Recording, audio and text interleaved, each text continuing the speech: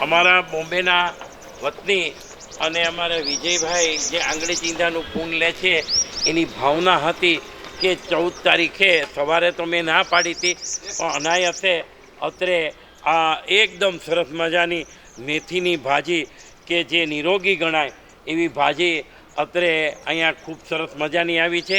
એ બપોરના વિભાગમાં અત્રે નાખશું તો આ ભાજી પણ દેખાય છે. તો પુનઃ જે વૈષ્ણવની ભાવના છે એને હું ગૌ માતાને વંદન કરી એને પણ નતમસ્તકે વંદન કરું છું. વિજયભાઈની ભાવના પણ હતી કે દિલીપભાઈ બને તો આ રકમ જે છે એનું તમે લીલો ઘાસચારોની બદલે આ શાકભાજી નાખજો. તો અનાયાસે આ શાકભાજી અત્રે આવી ગયા છે. એવી જ રીતે અમારા કોઈ પણ સુલતાનભાઈ રિક્ષાવાળા પણ અમને સારી રીતે ઉતારવામાં એમાં મદદ કરતા હોય છે, અમારા ગોવાળનું માન રાખે છે. તો આજે અમારે માંથી અત્રે ધીરુભાઈ ગજેરા પણ પોતાનું સ્કૂટરમાં અત્રે લાવી અને અત્રે મકાઈ છે ને મકાઈ અત્રે લાવ્યા છે. તો એમની ભાવનાને પણ આપણે વંદન કરીએ. ધીરુભાઈને પણ વંદન કરું છું, સુલતાનભાઈને પણ વંદન કરીએ. ઘનશ્યામભાઈ રૈયાણી એટલે રૈયાણી કિસાન ટેલેસવાળાએ પણ સરસ રીતે પહેલાં ના આવી હતી પણ છતાં મહેનત કરી અને આ વસ્તુ લઈ દીધી અને મોકલી. તો પુનઃ જે લોકો અનુદાન આપતા હોય છે, ખાસ તો ચંદ્રેશભાઈ પોપટને પણ વંદન કરું. એવી જ રીતે અમારા ચંદુભાઈ સોનપાલ પણ નિયમિત રીતે શાકભાજી મોકલે છે, એમને પણ યાદ કરીને વંદન કરું છું. અસ્તુ 88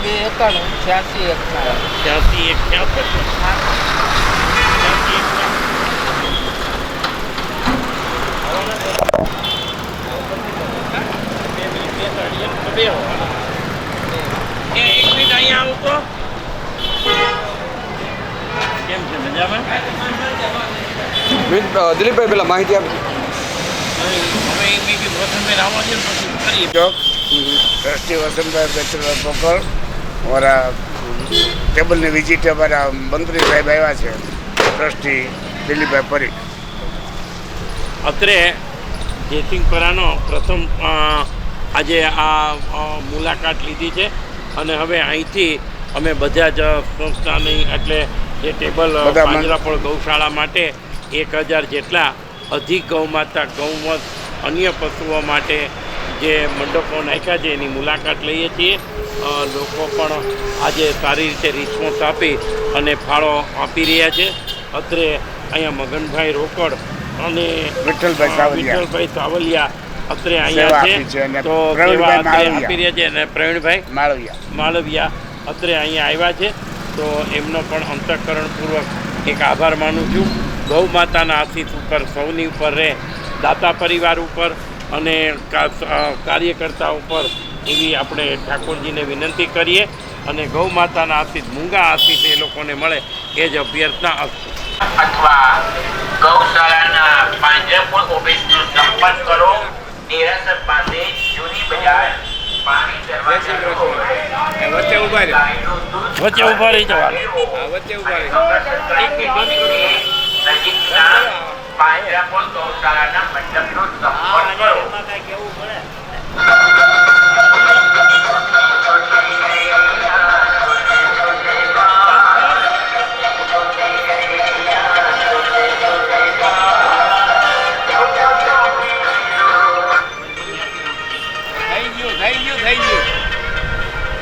આ પાંજરાપોળ ગૌશાળાના 1000 જેટલા અધિક પશુઓ માટે ગૌદાન માટે અત્યારે મંડપો જે કામમાં નાખ્યા છે એના બીજા મંડપની અમે મુલાકાત લઈ રહ્યા છે.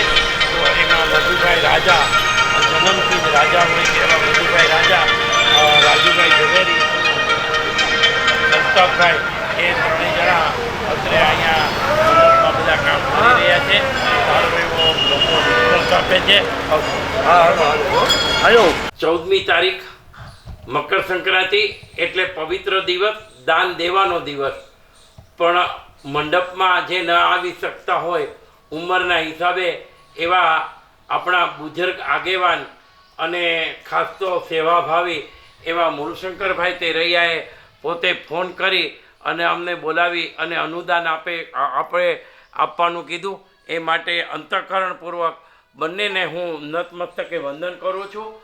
અને અસ્તુ કેટલા પૈસાનો ચેક? 11,000. 12,000 કરી નાખો. હે 12,000 કરો. તો 12,000. 12,000 કરી નાખો.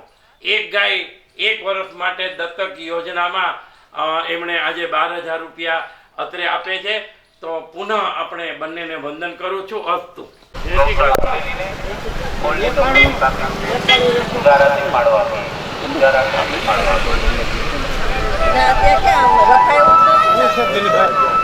આવે છે ને?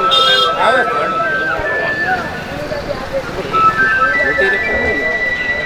આ ફોન એ તો બસ એક મિનિટ અહીંયા આવતા રહે વિડીયો મારો આવી જાય.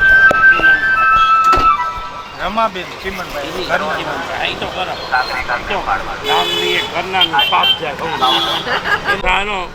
આ ચોથો મંડપ છે અને જુદા જુદા મંડપો કરેલા છે. તો આજે અમારા કાર્યકર્તાઓમાં કોણ કોણ બેઠું છે અહીંયા? ઘનશ્યામભાઈ મેતલિયા નહીં, ઘનશ્યામભાઈ મેતલિયા અને ચેતનાબેન કિરીટભાઈ પરીખ બે જ છે ને? બે બરોબર છે. એ લોકો મંડપમાં બેઠા છે ફાળો ઉઘરાવવા માટે. તો એમને પણ ધન્યવાદ. અને જે લોકો અત્રે દાન આપે છે એમને પણ હું વંદન કરું છું. ખાસ તો રમાબેન ચીમનભાઈ વ્યાસ તરફથી અત્રે રકમ આવે છે તો એમને પણ ધન્યવાદ. કેટલા તારો નંબર લખી નાખજે અને ઘનશ્યામભાઈનો નંબર આમાં લખી નાખજે. અત્રે અમે મંડપનું આજે રોપાણ જે કર્યું હોય એમાં આવતા તો અમારે એક આશીર્વાદ લેવા માટે હંમેશ માટે ડૉક્ટર BN મહેતા સાહેબ આગળ આવવું પડે છે. અને સાથોસાથ અમદાવાદના એવા એમના જમાઈ બોમ્બેવાળા પ્રદીપભાઈ ને પ્રદીપભાઈ અને મીતભાઈ અત્રે એમના આવ્યા છે. તો એમને પણ વંદન કરીએ, સાહેબને પણ વંદન કરી અને ખાસ તો અમે જે ટૂરમાં ગયા હતા એના આશીર્વાદ પૂર્ણ કર્યું એટલે આશીર્વાદ લેવા માટે આવ્યા હતા. તો અસ્તુ હવે અમે બીજા વિભાગ તરફ જઈએ છીએ.